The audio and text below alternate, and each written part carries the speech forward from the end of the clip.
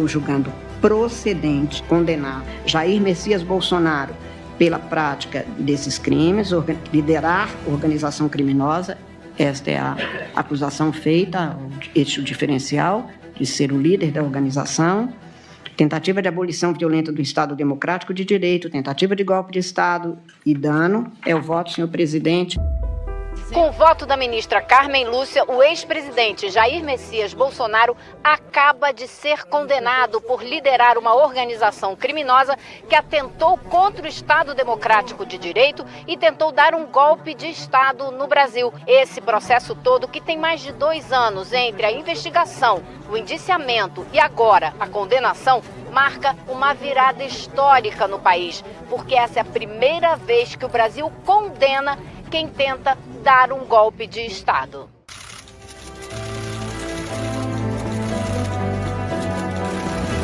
O que há de inédito nessa ação penal é que nela pulsa o Brasil que me dói. A presente ação penal é quase um encontro do Brasil com seu passado, com seu presente e com seu futuro.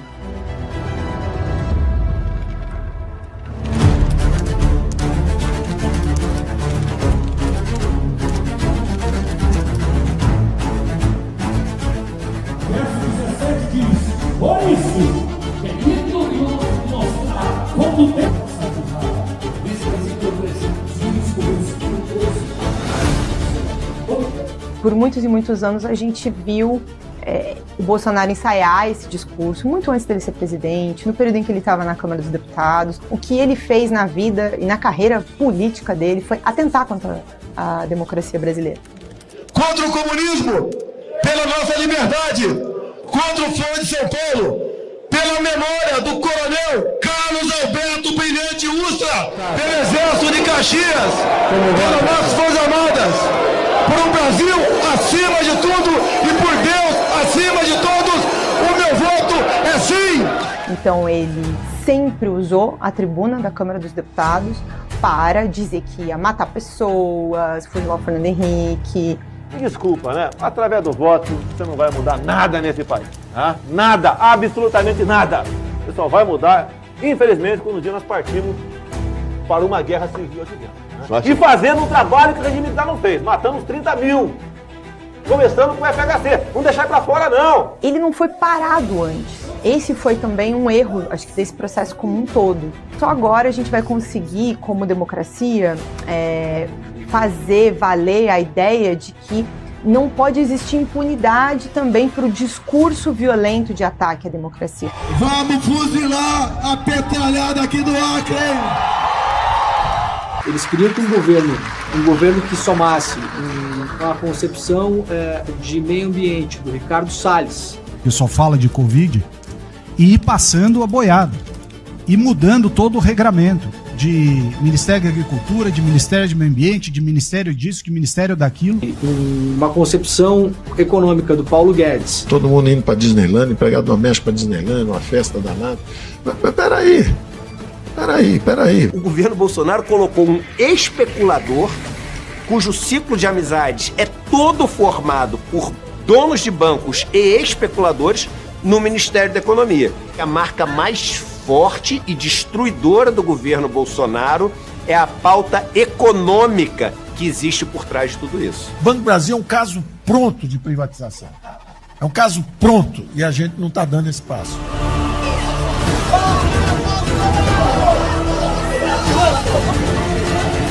Essa decisão, ela é histórica, ela é epocal, como alguns historiadores dizem. Ou seja, ela marca uma época, de fato. Qual é a grande novidade epocal do instante que estamos vivendo? Pela primeira vez, militares criminosos são julgados pelo judiciário e não pelo Superior Tribunal Militar. O que vale para mim é a lei de Deus.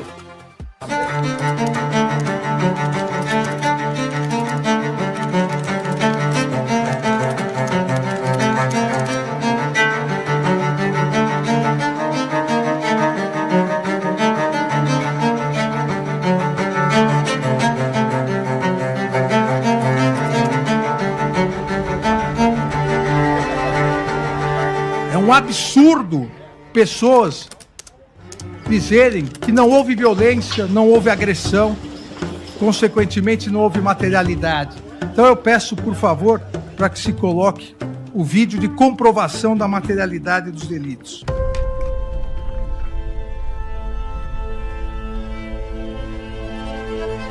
Aqui, seguindo o que a Procuradoria-Geral denunciou, os acampamentos golpistas, em que mais de 570 réus confessaram que queriam intervenção militar. Aqui, na sequência da denúncia, os atos violentíssimos de 12 de dezembro, no dia da diplomação do presidente e do vice-eleito. Brasília está em chamas. São quase uma dezena de automóveis pegando fogo. Se isso não é violência, o que seria uma violência? O absurdo de uma violência programada. Aqui, no dia véspera de Natal, a bomba, o caminhão bomba, que colocaram uma bomba, se explodisse a bomba, centenas, se não milhares de pessoas morreriam. Vamos entrar e tomar o poder. E aqui o dia 8 de janeiro.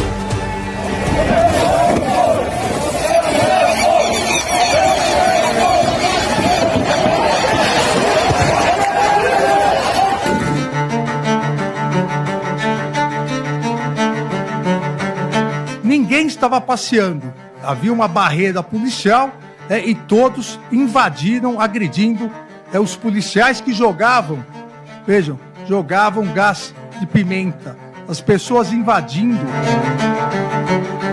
E sempre com a intenção golpista, nós vamos ver várias faixas pedindo intervenção federal.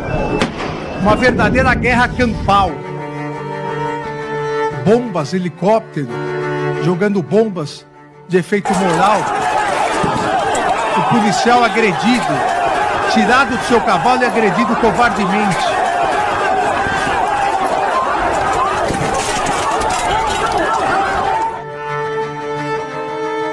Congresso Nacional, Palácio do Planalto, nenhuma Bíblia é vista e nenhum batom é visto nesse momento. Agora, a depredação ao patrimônio público, o ataque à polícia é visto. O pedido de intervenção militar, que é o golpe, intervenção no Congresso. Muita gente lá fora, pessoal. Muita gente lá fora, pessoal. A polícia não conseguiu conter o pessoas povo. Filmando, incentivando mais pessoas a vir. A resistência da polícia legislativa. Mantém a linha, galera. Mantém. Bombas. Moral, pô. Escudeiro. É bom lembrarmos que nós tivemos tentativa de golpe de Estado violentíssimo.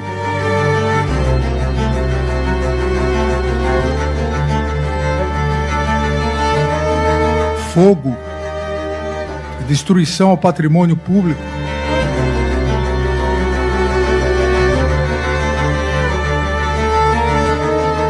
Dano qualificado.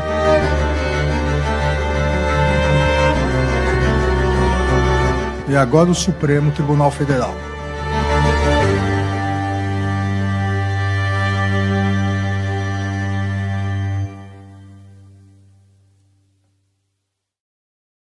A denúncia da PGR identifica o dia 8 de janeiro como o ápice de todo o movimento que, de forma violenta e progressiva, visava dar um golpe de Estado no Brasil. Em que pese o senhor Jair Bolsonaro não estar no Brasil naquele momento, a denúncia da PGR informa que um subordinado direto seu teria entrado em contato com manifestantes com o objetivo de tentar uma última cartada. A última esperança da organização estava na manifestação de 8 de janeiro de 2023. Os seus membros trocavam mensagens, apontando que ainda aguardavam uma boa notícia. Tiveram início as invasões das sedes dos poderes da República, com destruição do patrimônio público sob palavras de ódio e selvagens conclamações à tomada do poder. Que é o porra do STF, caralho. Que é a porra do STF. Quem manda aqui nessa porra? Tirar o gás. Que é a porra do STF, caralho. Quem manda aqui?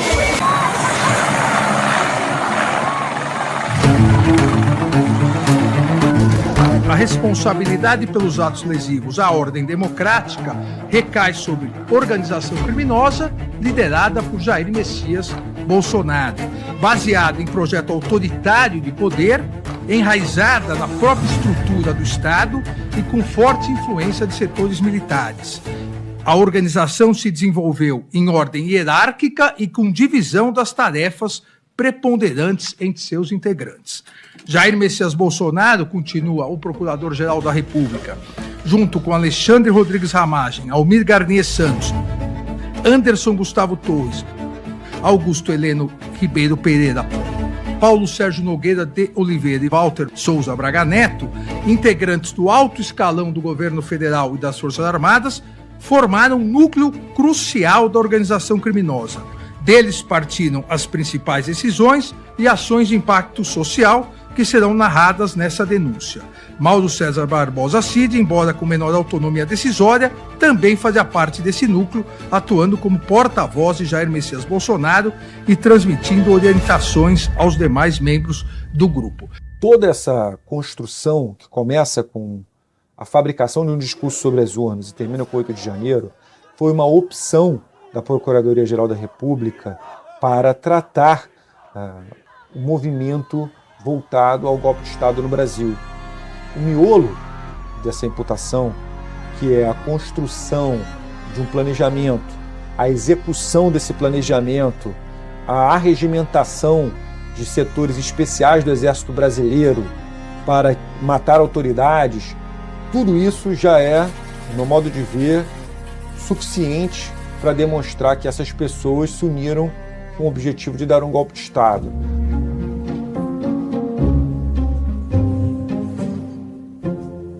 Vamos mostrar aqui, Marlos, tem aqui um telão, vocês veem que a imprensa tá toda reunida aí já. Tem uma movimentação de gente chegando, tá chegando o Celso Vilade Vai lá, Ju, caminha o lá. advogado Bolsonaro. Deixa a gente aproximar rapidinho pra ver se ele vai falar. A gente está acompanhando a Juliana Dalpiva se aproximando do advogado de Bolsonaro, que acabou de chegar. Ela vai tentar, o Weingarten ali também. Vilard também, os dois. Isso, o advogado. Aí. Vamos ver o julgamento agora. O Vilard de hoje chamou de conjunturas as provas. O Vilard do passado dizia que eram incontestáveis os indícios contra o Bolsonaro. Qual Vilard acreditar? No Vilard do passado fez análises sem conhecer as provas. Agora estou conhecendo as provas. A denúncia foi recebida por unanimidade. Primeira vez que todos esses réus se encontram no mesmo lugar. Daqui a pouco a gente vai ouvir, então, o Bolsonaro, vai ver o Bolsonaro claramente, especificamente no banco dos réus, e vamos ver o que ele vai dizer. Vamos iniciar com o interrogatório do réu Jair Messias Bolsonaro. Indaga ao réu se tem conhecimento das acusações que lhe são imputadas. Sim, senhor excelência. Depoimento do Bolsonaro na frente do Alexandre de Moraes, um depoimento humilhante, se ajoelhou na frente do ministro, rastejou até a cadeira do ministro e beijou a mão do que ele sempre considerou o seu grande algoz, o seu grande perseguidor. O Alexandre de Moraes, vocês sabem qual é a vida pregressa dele. O Barroso, vocês também sabem. Quais eram os indícios que o senhor tinha que nós estaríamos levando 50 milhões, 30 milhões de dólares? Não tem indício nenhum, seu ministro. Tanto é que era uma reunião para não ser gravada, um desabafo, uma retórica que eu usei. Se fosse outros 3 ocupando, teria falado a mesma coisa. Então, me desculpem, não tinha essa intenção de acusar de qualquer desvio de conduta dos senhores 3. Se o senhor me permitir, logicamente, eu posso mandar umas imagens para o senhor que como é que o povo nos trata a gente na rua, tá? Eu declino. Declino, sim, senhor. Posso fazer uma brincadeira? O senhor sabe. Eu perguntaria aos seus advogados antes. Eu gostaria de convidá-lo para ser meu vice em 26. É isso aí. Eu declino novamente.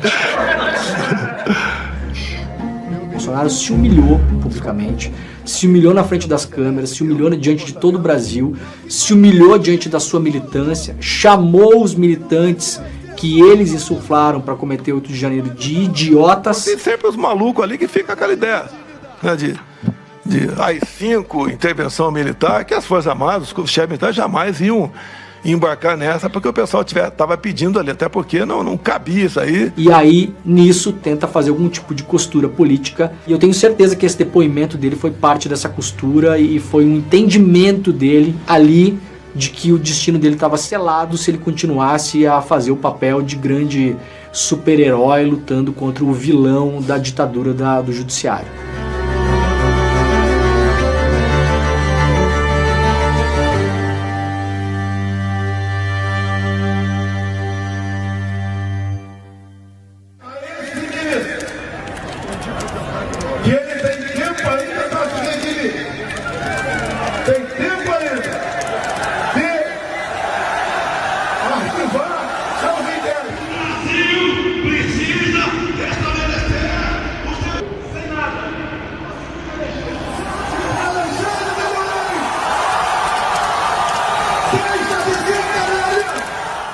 O momento mais grave para a democracia brasileira não foi o 8 de janeiro, foi o 7 de setembro de 2021.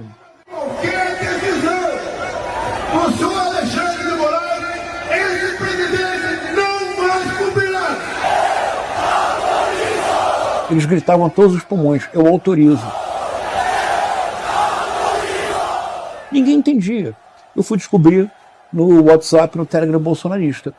Eu autorizo traduz-se como: eu, massa bolsonarista, vírgula, autorizo o presidente da República a utilizar o artigo 142 e, portanto, convocar as Forças Armadas. É isso. Nunca serei preso. Querem me tornar inelegível em Brasília. Só Deus me tira de lá. Todos os 7 de setembro foram muito marcantes nesse sentido. Mas o último 7 de setembro, ali estava, não é, todo o desejo de golpe, e ali eu acho que é a hora que se define o que cada um vai fazer, não temos muito tempo, e o mais maluco é saber que é antes da eleição. E já foi um alerta preventivo, olha, não vamos entregar. Uma luta do bem contra o mal. O mal que perdurou por 14 anos em nosso país, que quase quebrou a nossa pátria e que agora deseja voltar à cena do crime. Não voltarão! O povo está do nosso lado! O povo está do lado do bem! Imbrochável, imbrochável, imbrochável, imbrochável!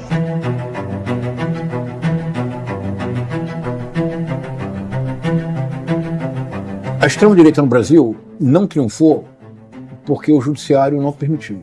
Eles estavam botando no papel, imprimindo um plano de um golpe que, inclusive, previa o assassinato do Lula, do Alckmin e do ministro Alexandre de Moraes. Você tem um conjunto de provas documentais que é muito maior do que o golpe de 64, por exemplo. É absurdamente maior. A narrativa acusatória, ela está toda baseada em documentos e eventos, inclusive públicos. Nos regimes não democráticos, que existe eleição, é regime não democrático, quem ganha eleição não é quem vota, é quem conta os votos. Vamos continuar vivendo com essa desconfiança até quando? Quem tirou o Lula da cadeia, quem o tornou elegível, é quem vai contar os votos lá no TSE, na sala escura.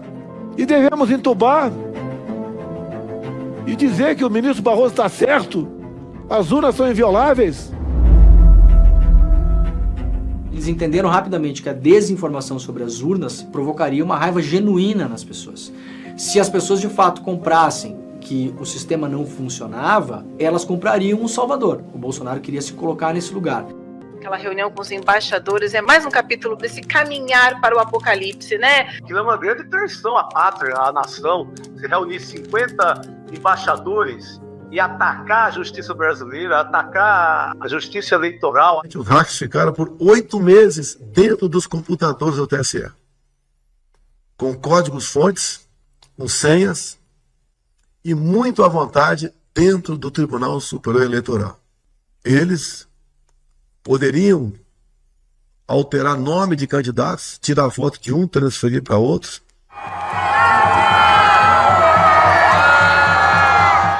multidão vai às ruas para comemorar a terceira vez do ex-metalúrgico no comando do país.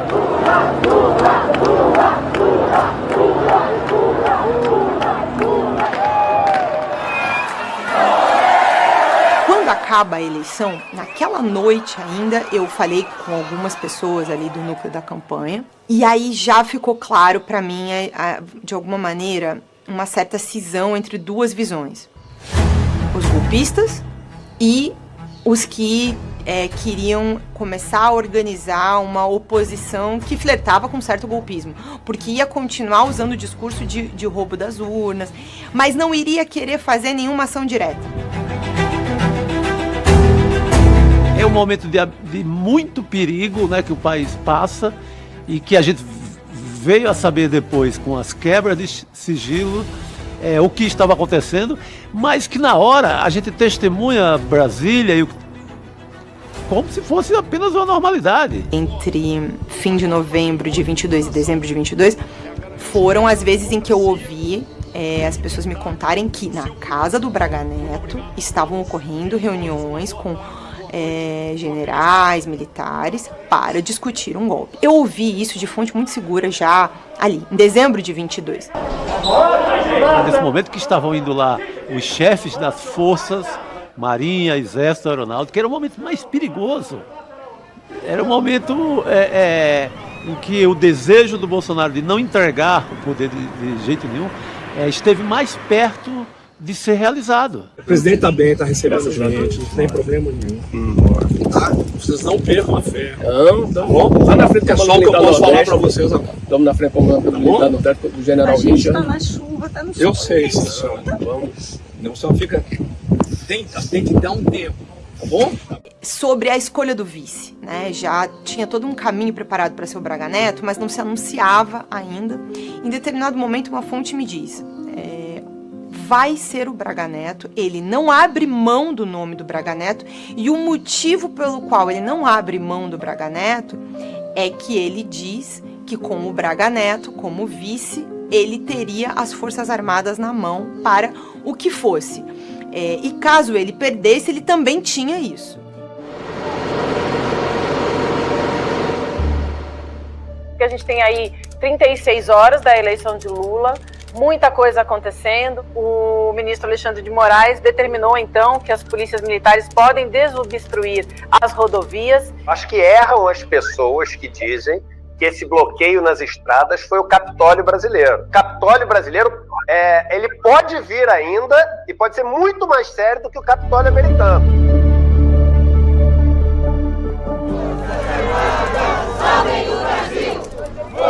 No Brasil, as pessoas estão pedindo apoio aos extraterrestres, estão ali na frente de quartéis.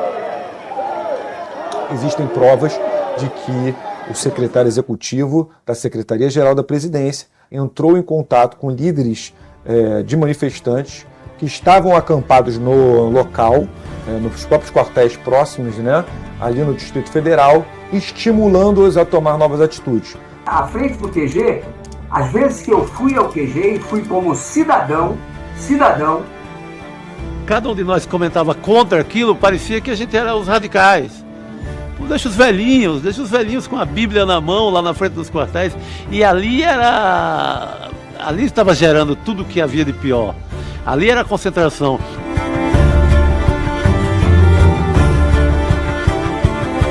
Lá estavam todos aqueles mais violentos e com cara de terrorismo, como o rapaz do caminhão, o Jorge Washington, que destruiria o aeroporto de Brasília na véspera do Natal. Ele estava lá, todo mundo estava abrigado nesse lugar.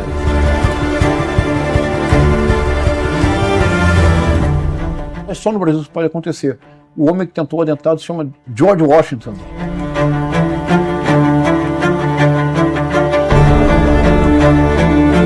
Se essa bomba tivesse explodido, teria sido um dos maiores atentados terroristas da história, não da história do Brasil, da história. Porque é um caminhão combustível no aeroporto. Qual seria a finalidade? Imagine-se o caos que isso criaria.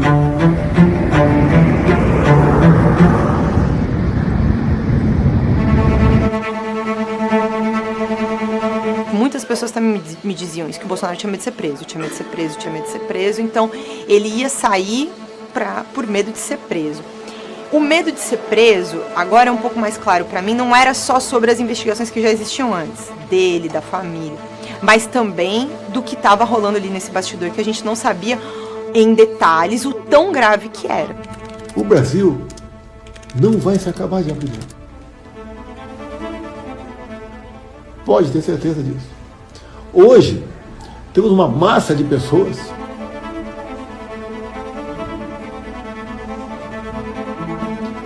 que passaram a entender melhor de política. Passaram a dar valor nas coisas que ela achava que não corria risco nenhum. E corre risco. O bem vai vencer. Ele sai do Brasil, na minha opinião pessoal, com o objetivo de se desvincular da última fase desses atos.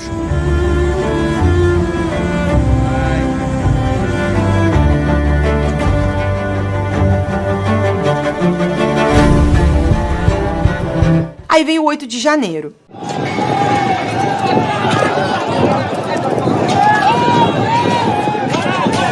Milhares de apoiadores de Jair Bolsonaro, importante essa conexão, invadiram o Congresso brasileiro e os escritórios do presidente numa resposta ao que eles acreditam ter sido uma eleição fraudada. O presidente Luiz Inácio Lula da Silva disse que vai assinar um decreto emergencial permitindo que o governo use qualquer medida necessária para retomar a ordem. Dias depois disso, tem a busca e apreensão na casa do Anderson. É encontrada a primeira minuta golpista que previa ali a intervenção no TSE, o afastamento das autoridades. O decreto golpista não foi um documento criado de forma artificial para debates em tese. Ele foi um documento construído, discutido, modificado, com a finalidade de convencer os comandantes militares a aderirem ao golpe de Estado de sítio. O senhor se reuniu com o seu ex-assessor Felipe Martins, né, que foi levar uma minuta que previa a quebra da normalidade democrática? Refuto qualquer possibilidade de falar em minuta de golpe. Deve ter os considerandos ali apenas. Quase que sem querer, en passant, o Bolsonaro confirma que houve a reunião em que foi mostrada na tela de um computador dentro do palácio os tais dos considerandos que compunham a minuta golpista. Foi passado na tela, na tela, os considerandos foram bastante rápidos. Foi apresentada para o senhor alguma minuta de ato que decretava o golpe de Estado, a ruptura com a normalidade democrática? Em algum instante foi apresentado isso para o senhor? Foi, senhor, no dia 14 de dezembro, no Ministério da Defesa, pelo ministro Paulo Sérgio.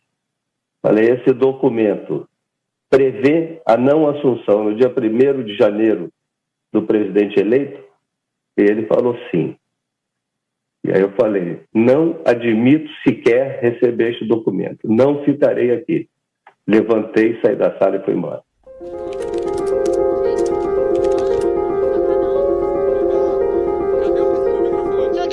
Nenhuma prova contra o senhor, mas o senhor admitiu que trabalhou a minuta golpista? Editou a minuta? Viu a minuta golpista? Você viu? Você viu a minuta golpista? Você não viu? Nós pedimos, não tem. O que foi falado foi estado de sítio. O que é estado de sítio? Você convoca os Conselhos da República da Defesa, depois manda esse projeto para o Congresso decidir se você pode ou não assinar o decreto. Mas tem que ter um motivo, o país estava em paz. Mas foi feita alguma coisa? Foi convocado o Conselho? Para que pensar nisso? Não posso pensar? Você quer criminar o meu pensamento? Não, pensamento não. O senhor chamou os comandantes militares para discutir a ideia. Eu conversei com ele desde quando era deputado. O documento consistia de basicamente duas partes, né? A primeira parte eram os considerandos, e no segunda parte entrava numa área mais jurídica, né, de estado de defesa, estado de sítio, prisão de autoridades e decretação de um conselho eleitoral, alguma coisa assim para refazer as eleições ou algo parecido. O Cid ele vem dessa formação histórica, ele tem uma formação militar, o pai dele é militar e essa tradição é muito presente na cabeça desses militares. Eles são agentes superiores aos civis, eles se dão mais importância e o Cid achava que esse momento seria mais um dos momentos que o Exército entrou para purificar a pátria. Verdadeira acusação que lhe é feita pelo Procurador-Geral da República? Eu presenciei grande parte dos fatos, mas eu não participei dele. Ele entra nessa história não como delator, ele entra nessa história como golpista, que é o Cid ao longo do processo, ele vai sendo pego, e ele é pego principalmente, começa com a questão do cartão da vacinação. Ali ele abre uma brecha, a CPI entra nessa história, levanta um monte de coisa, a Polícia Federal depois usa essas provas e levanta muito mais provas. Permanecerei em silêncio. Começa a emergir o personagem Cid, que era um personagem que a gente ouvia muito no bastidor ser importante, o acesso ao Bolsonaro, a pessoa a quem você tinha que procurar para poder falar com o Bolsonaro. Esse cara é um bandido, ele estava no meio dos bandidos. E aí muita gente falava, não, mas o delator não pode mentir. O máximo que ele puder esconder, ele vai esconder. O mínimo que ele puder contar, ele vai contar. É alguém pego fazendo uma traquinagem, né? E o cara olha e fala, não, deixa eu ver o que eu posso contar aqui para me livrar sem contar tudo. A família está vendendo os imóveis.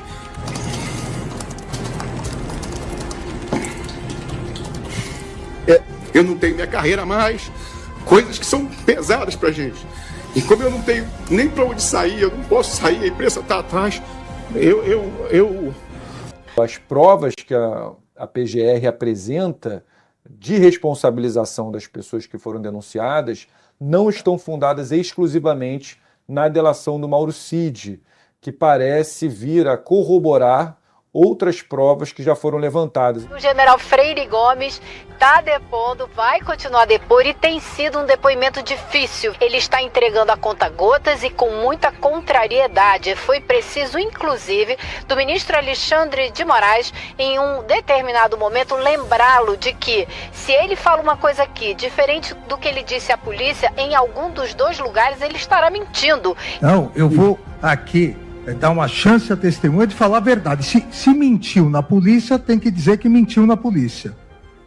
Agora, não pode, agora, perante o Supremo Tribunal Federal, falar que não lembra, que talvez, que eu estava focado somente no que eu pensava. E foi depois dessa, digamos, bronca, desse puxão de orelha, de chamá-lo à realidade dos fatos, que o general admitiu que realmente teve na reunião com o ex-presidente Bolsonaro e os dois outros chefes das Forças Armadas uma divergência. O que eu quis relatar aqui foi que eu relatei agora, que eu e o brigadeiro Batista Júnior nos colocamos contrários ao assunto e que eu estava focado no que eu falei e que o almirante Garnier, ele tomou essa postura de ficar com o presidente. Apenas a diferença, ministro Alexandre, é que eu não posso inferir o que ele quis dizer com estar com o presidente. Se não é a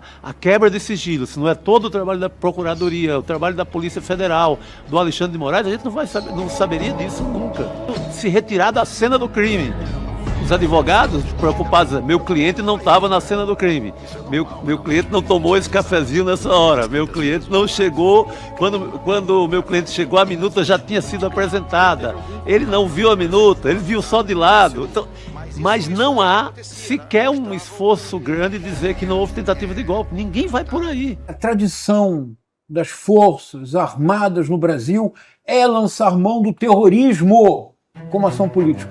A primeira informação mais, assim, pesadona que chega é que, a Polícia Federal descobriu, teve um plano para tentar matar o Alexandre de Moraes.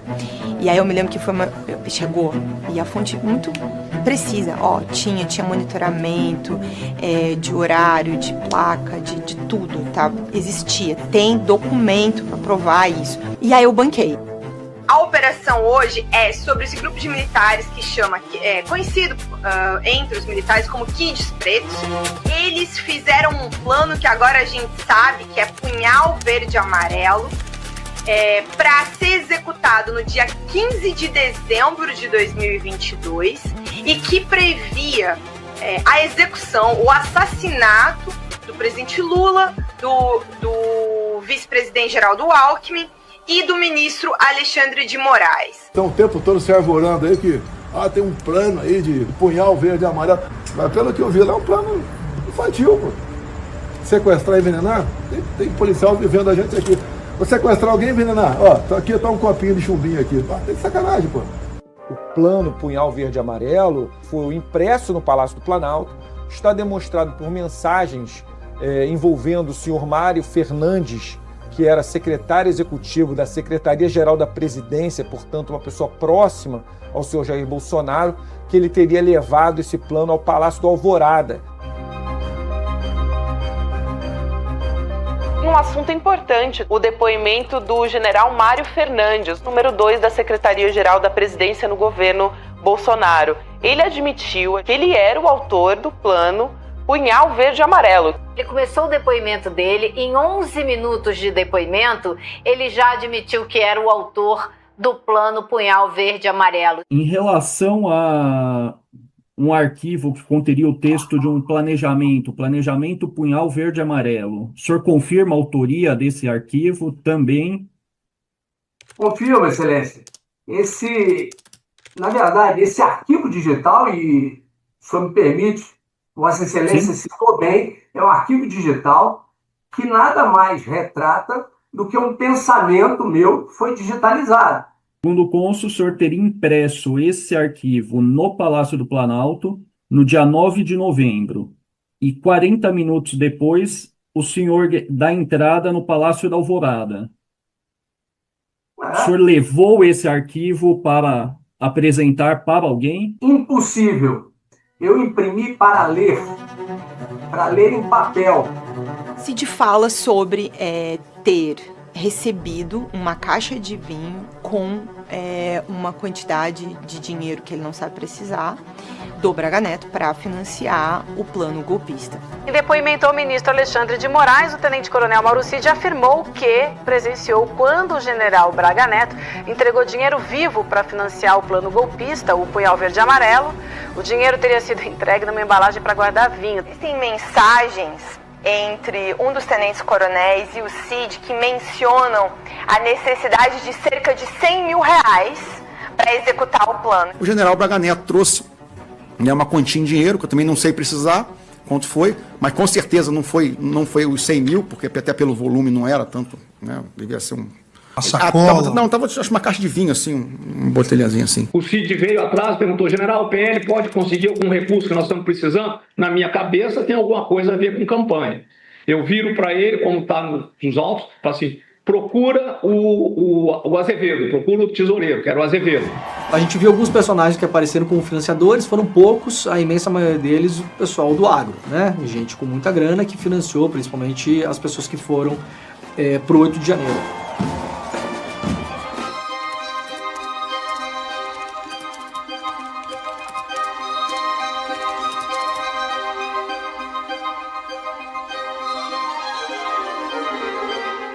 Hoje, os Estados Unidos atacaram o ministro Alexandre de Moraes. O governo Donald Trump sancionou nesta quarta-feira o ministro do STF utilizando a lei Magnitsky, acusando o Alexandre de, abre aspas, uma campanha opressiva de censura contra Bolsonaro. Eu queria aqui agradecer ao presidente Trump, ao secretário de Estado Marco Rubio e a todas as autoridades do Executivo e do Legislativo que se envolveram diretamente nessa tomada de decisão. Hoje, eu tenho a sensação de missão cumprida. Nós temos uma família em desespero, que ainda tem força política, muito menor do que pensa ter, mas ainda tem força política. E nós temos pessoas que estão fazendo a tentativa de continuação do golpe de forma expressa. O Eduardo Bolsonaro tem dito que está fazendo articulações nos Estados Unidos, que é evidentemente uma confissão, isso é uma característica deles, eles confessam. A maioria das provas desse processo foram produzidas por eles, fazendo articulação para interferir no Supremo Tribunal. É algo completamente inusitado. E só que desta vez ele tem um apoio, pensa que é, ou diz que é pelo fato do pai, mas é muito mais do que isso.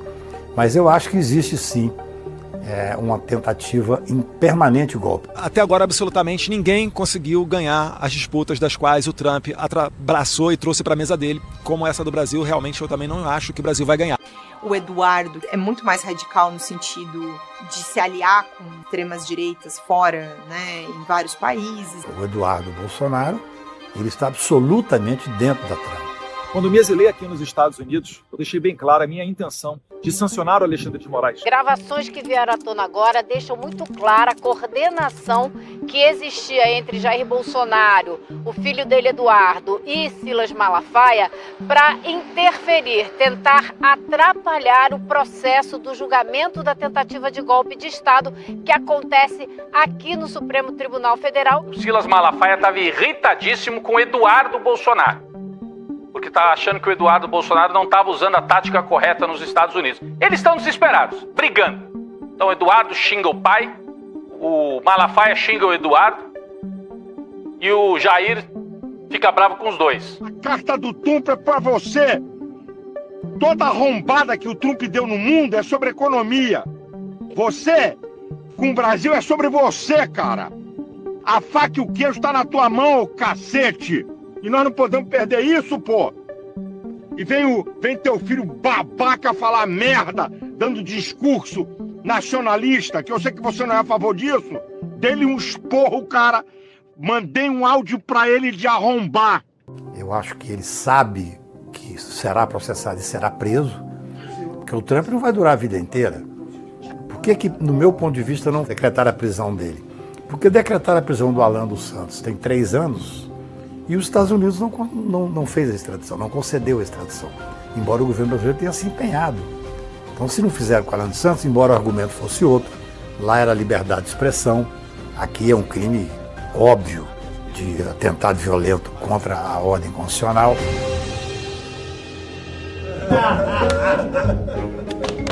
O Eduardo Bolsonaro com as suas conexões internacionais, né? Um pouco ali com a direita europeia, muito com a direita latino-americana, com pontes na Argentina, que estavam também nas lives, todo o movimento pré-golpe. Já era visível essa mão do Eduardo Bolsonaro com as conexões estrangeiras. Pensaram que se tinha ido para Estados Unidos com Bolsonaro.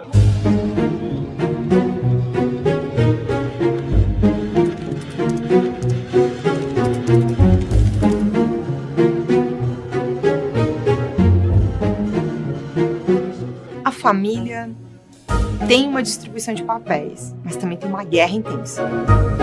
A família sabe se organizar direitinho ali, de acordo com a habilidade de cada um, né? Nós fizemos o possível. O pau quebra todo dia.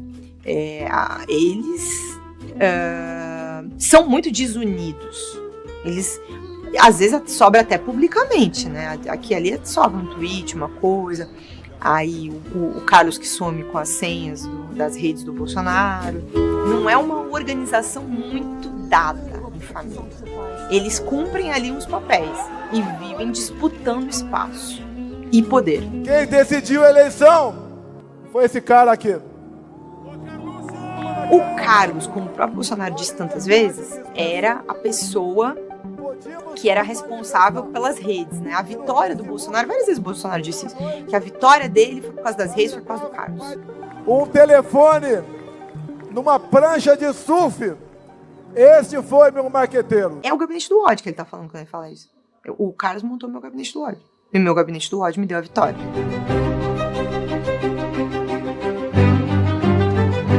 O gabinete do ódio tem um papel golpista desde a concepção dele, né? Então, quando o Carlos seleciona rapazes para trabalhar com o Bolsonaro, ele já seleciona porque eles tinham perfis no Facebook muito grandes de memes para atacar pessoas. É assim que eles são selecionados.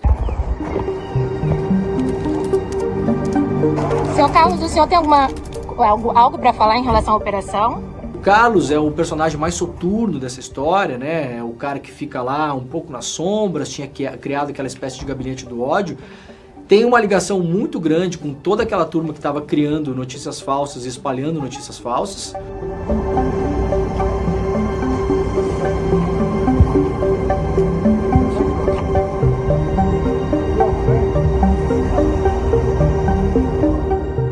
O Carlos Bolsonaro, que tem um papel fundamental nessa trama principal, nesse processo principal, porque ele era o responsável por tudo que acontecia na mídia, ou por quase tudo, é muito bom ler a denúncia do Dr. Paulo Gonet. Os membros da organização criminosa estruturaram, no Palácio do Planalto, ataques às instituições. Porque ela faz uma retrospectiva, o Intercrimes, mostrando como agia essa organização criminosa. Um dos objetivos era o quê? Desestabilizar o Supremo, desvalorizar o Supremo ou fechar o Supremo. E nisto, o Carlos Bolsonaro tinha uma importância fundamental.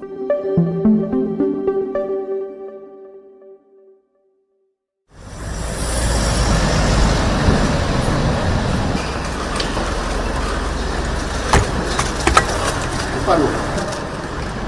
A extrema-direita, no mundo, ela conseguiu um controle muito grande da versão dos fatos que chegam até as pessoas. Conseguiram isso com uma inteligência das redes sociais que eles passaram a dominar e também com dinheiro. É um modus operandi, tanto o ataque puro, explícito, direto, sempre com o uso do antigo Twitter, né, agora X, mas também tem essa coisa mais sofisticada, que é forjar campanhas de difamação. Não é só tweetar xingando, é forjar um cenário de uma coisa para atacar não só a pessoa, mas a credibilidade do trabalho. E olha a jornalista da Folha de São Paulo, tem mais um vídeo dela aí. Ele diz do assédio da jornalista em cima dele, ela queria um furo, ela queria dar um furo. Quantos jornalistas foram atacados diretamente por Jair Bolsonaro? Ou seja, nas suas entrevistas ou nas lives que ele fazia, onde ele incitava toda a sua militância, uma militância muito violenta, muito agressiva, a se voltar contra esses jornalistas. Quando a minha lembrança me atacaram, dizendo que eu comprei 2,5 milhões de lata de leite condensado. Vai pra puta que o pariu! A morte da Mariela, seus patifes da TV Globo, seus patifes, canalhas! Esse jornalismo que vocês fazem, jornalismo podre! Você tem uma cara de homossexual terrível, mas nem por isso te acusa de homossexual. Se bem que não é crime ser homossexual. Eu já sofri dezenas de campanhas de calúnia, de difamação, me acusando de diversas coisas que eu nunca fiz. Eu recebi de algumas pessoas prints, mensagens de que o meu nome, meu endereço, meus telefones, os meus dados bancários circulavam em grupos de extrema-direita. Grupos que diziam, vamos matar esse veado, falando literalmente o que as pessoas diziam nas mensagens encaminhadas. Em junho, eu fui alvo de uma campanha de difamação criada pelo Alan dos Santos para tentar salvar a pele do Felipe Martins, né? Ele queria soltar o Felipe de tudo quanto é jeito, pressionando a opinião pública. Ele cria lá uma conversa falsa, usa uma foto minha, e aquilo me faz 3 meses de caos muito intenso na vida, desde mensagem de vejo você sempre no bairro tal, não sei o quê, entre outras coisas, assim, de ameaça. É esse mesmo gabinete do ódio que se conecta com o serviço de informação, que aí a gente já está falando do deputado Ramagem, que ocupou o serviço de informação durante o governo Bolsonaro. Nova narrativa agora, a BIM paralela do Bolsonaro, essa acusação em cima do delegado Ramagem, um cara fantástico. O Bolsonaro, naquela reunião famosa, que depois da briga com o Sérgio Moro se torna pública, também fala: se vocês não são capazes de investigar, eu tenho o meu próprio sistema de informações. Então a coisa vai andando, a gente vai começando a entender que tem algo acontecendo. Sistema de informações. O meu funciona. O meu particular funciona. Os que tem oficialmente desinforma. A gente não tinha o que teve, por exemplo, com a BIM paralela, né? Um aparato de investigação oficial sendo usado de modo criminoso para monitorar ministros do Supremo, adversários políticos, que eles consideravam inimigos, jornalistas, ativistas.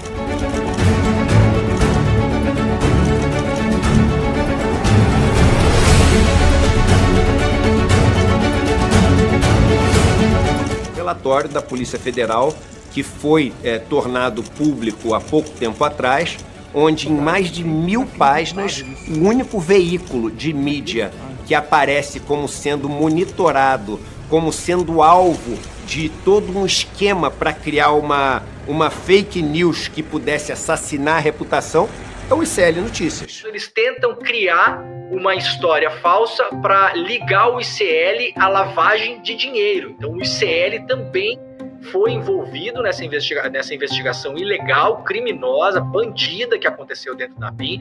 Eles tentam criar ali um caso, eles separam documentos do ICL, o endereço do ICL. O senhor utilizava a BIM para operações de inteligência e monitoramento, não só de ministros do Supremo, do TSE, mas visando a proteção e resolver problemas particulares do então presidente Jair Bolsonaro e seus filhos e sua família. Negativo, não houve essa questão. Jair Bolsonaro foi indiciado mais uma vez, só que agora junto com seu filho Carluxo. É que a Polícia Federal entregou para o STF o relatório final da investigação da BIM Paralela. São cerca de 30 indiciados e Jair Bolsonaro aparece como chefe de organização criminosa que fez espionagens ilegais durante o seu governo. Flávio usou a estrutura da BIM Paralela para defendê-lo da questão do COAF e das rachadinhas. Eles usaram a BIM Paralela para fazer um dossiê para municiar a defesa do senador para o cara se livrar do processo no Rio de Janeiro. O Flávio tenta dar uma cara mais institucional, como se estivesse encobrindo alguma coisa. Flerta um pouco com a democracia, mas na hora H também quer o jipe, o soldado e o cabo para fechar o STF. O Flávio Bolsonaro, que parecia ser mais, eu diria, comedido e com mais cuidado, está se expondo muito agora. Eu acho que essa exposição, ela se deve também por causa do desespero de saber que o pai vai ser preso em dias. Um homem honesto, um homem honrado, um homem patriota e um homem invejado por este vagabundo desse Alexandre de Moraes.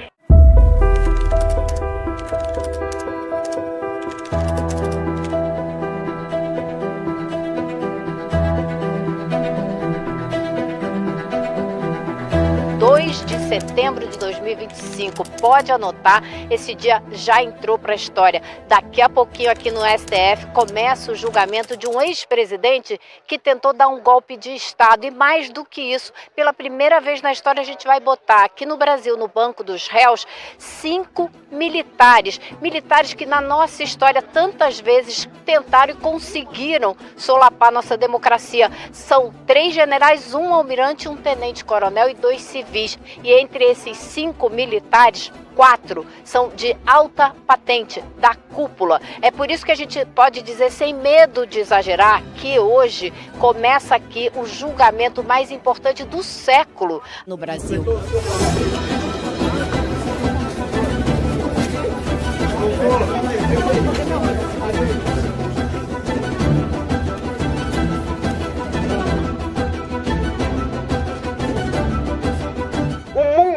Está de olho no Brasil a partir de hoje. Tem uma fila gigantesca, foram feitos mais de 3.000 pedidos para acompanhar a sessão. Olha a quantidade de jornalistas cercando aqui o Vilarde, advogado do Bolsonaro. Obrigado, gente. Aí, o ex-presidente chegou, mas não está o desejo de vir no julgamento? Chegou, mas ele não está bem. Ele não está bem. O que ele está sentindo? Saúde. Aí tem que falar com os médicos. Ele não vem, então? Não vem. Acabou de chegar o advogado agora do Braga Neto. Vamos ver se ele fala também. Eu confio na absolvição do meu cliente. Bom dia a todos. Vai começar agora o julgamento, então. Vamos ouvir esse que é um momento histórico. Declaro aberta a 6ª sessão extraordinária da primeira turma do Supremo Tribunal Federal. Passo a palavra ao eminente relator, ministro Alexandre de Moraes, para a apresentação do relatório.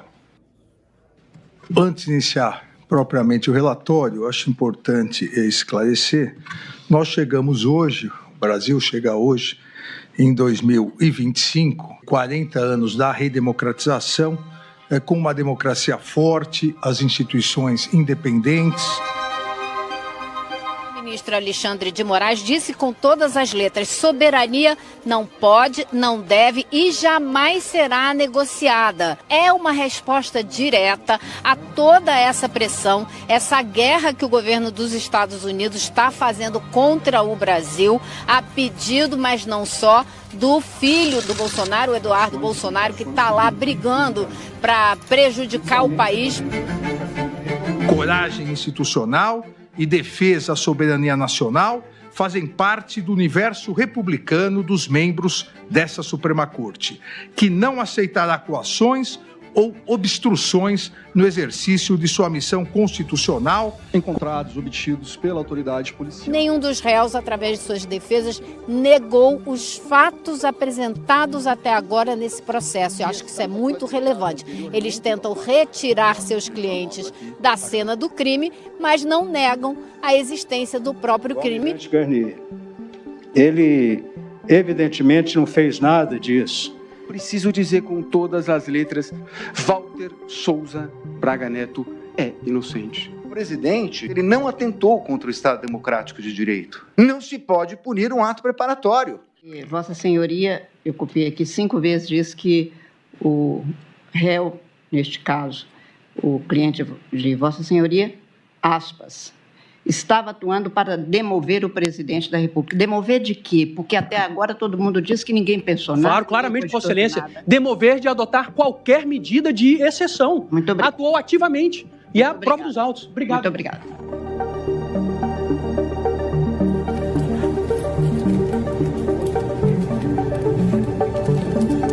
A gente vai começar com o voto do ministro relator Alexandre de Moraes, que promete ser um voto extenso. Nós estamos esquecendo aos poucos que o Brasil quase volta a uma ditadura que durou 20 anos, porque uma organização criminosa constituída por um grupo político não sabe perder eleições. Eu diria que o voto, claro, como já era esperado, de maior peso, foi realmente o voto de Alexandre de Moraes, que durou mais de 5 horas, das 9h15 até mais de 2 horas da tarde. É uma espécie de histórico de tudo que aconteceu no Brasil, o histórico do golpismo e desta organização criminosa que tem como chefe Jair Bolsonaro. Voto no sentido da procedência total da ação penal, para condenar os réus pela prática das condutas de organização criminosa armada, tentativa de abolição violenta do Estado Democrático de Direito, golpe de Estado, dano qualificado pela violência e grave ameaça contra o patrimônio da União e com considerável prejuízo para a vítima e deterioração do patrimônio tombado, observadas as regras de concurso de pessoas e concurso material. E em relação a Jair Messias Bolsonaro, pelas mesmas infrações já descritas e a imputação específica de liderar a organização criminosa. Passo de imediato a palavra ao ministro Flávio Dino para proferir o seu voto. Isso não é ativismo judicial, isso não é tirania, não é ditadura. Pelo contrário. Será que as pessoas acreditam que um tweet de uma autoridade, de um governo estrangeiro, vai mudar um julgamento no Supremo? Será que alguém imagina que um cartão de crédito ou Mickey vão mudar o julgamento no Supremo? Acompanhando o relator quanto ao juízo condenatório que fez, com a ressalva de participação de menor importância para os réus Alexandre Ramagem, Augusto Heleno e Paulo Sérgio. A gente está nessa reta final do julgamento, todo mundo de olho nisso, o Brasil e o mundo. Tem uma expectativa enorme em torno do voto do ministro Luiz Fux, que ele possa até pedir a absolvição de todos os réus por não reconhecer provas suficientes para condená-los. Não há provas suficientes para imputar ao réu Jair Messias Bolsonaro os crimes de tentativa de abolição violenta do Estado Democrático de Direito, 359, golpe de Estado. Esse voto, que é um voto bastante político, né, é a naturalização completa do golpe. Voto com requintes de canalice. Muito. De canalice suprema. Fux agora passa a ser um dos personagens centrais da extrema-direita no Brasil. Vai virar um ídolo. Mais um dia histórico que a gente vai acompanhar os votos da ministra Carmen Lúcia e do ministro Cristiano Zanin.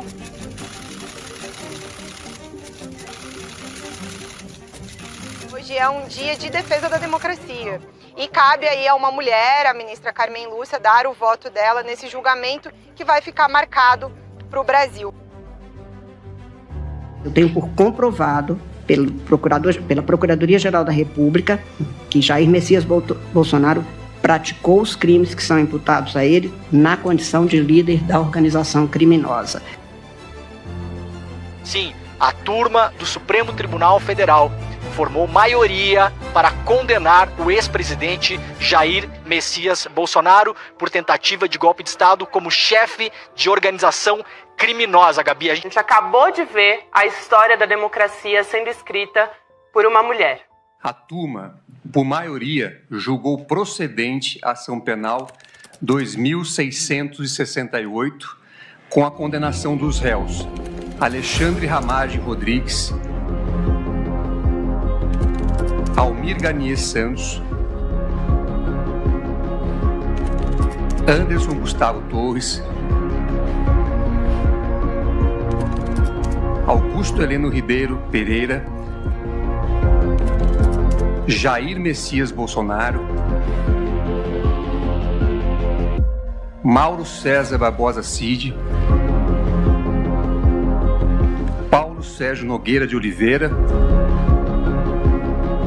e Walter Souza Braga Neto.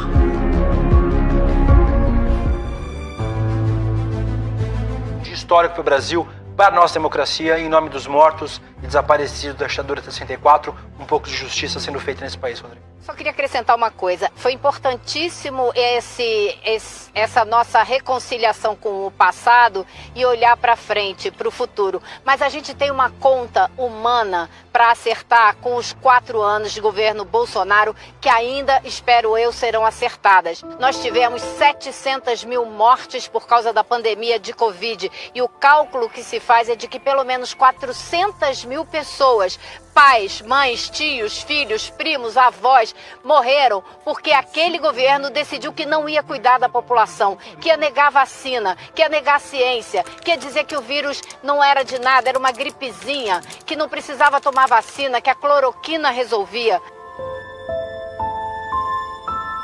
Então, essa conta que está no nosso passado ainda tem que ser acertada para o nosso futuro.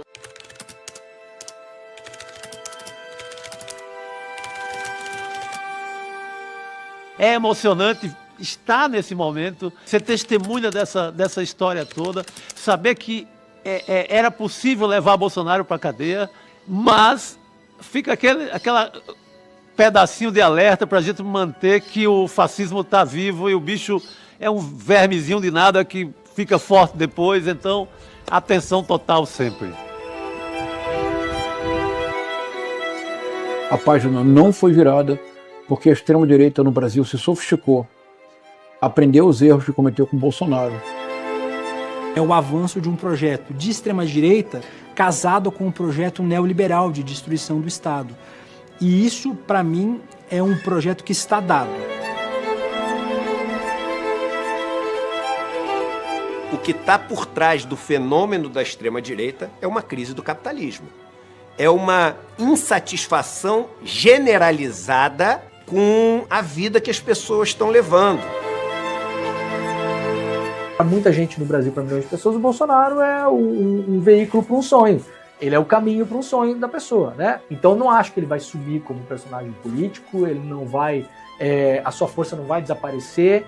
Ele tem uma parte da população brasileira, que é uma parte da extrema-direita, que vê nele o grande líder antissistema da extrema-direita. E isso não desaparece com o julgamento.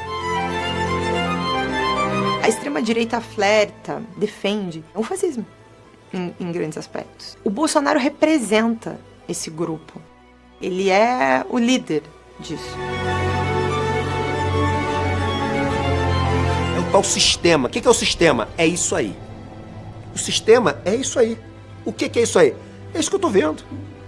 É essa roubalheira, é essa dificuldade que eu tenho de conseguir dar certo, é esse trabalho que eu faço assim, de uma maneira exaustiva e que parece ser enxugar gelo, que não me leva a lugar nenhum, e eu quero que mude tudo. É o anseio por algo que é completamente novo em relação àquilo que existia. Então existe uma pulsão revolucionária. E quem capturou essa pulsão revolucionária no mundo? A extrema-direita. Os militares têm o projeto de voltar ao poder no Brasil. Nós não devemos considerar que tudo se resolve com esse julgamento. Não se resolve com esse julgamento. Haverá um ressentimento por parte dos militares. O verme do golpe, ele renasce logo um pouco na frente. Se a gente relaxa, ele continua vivo.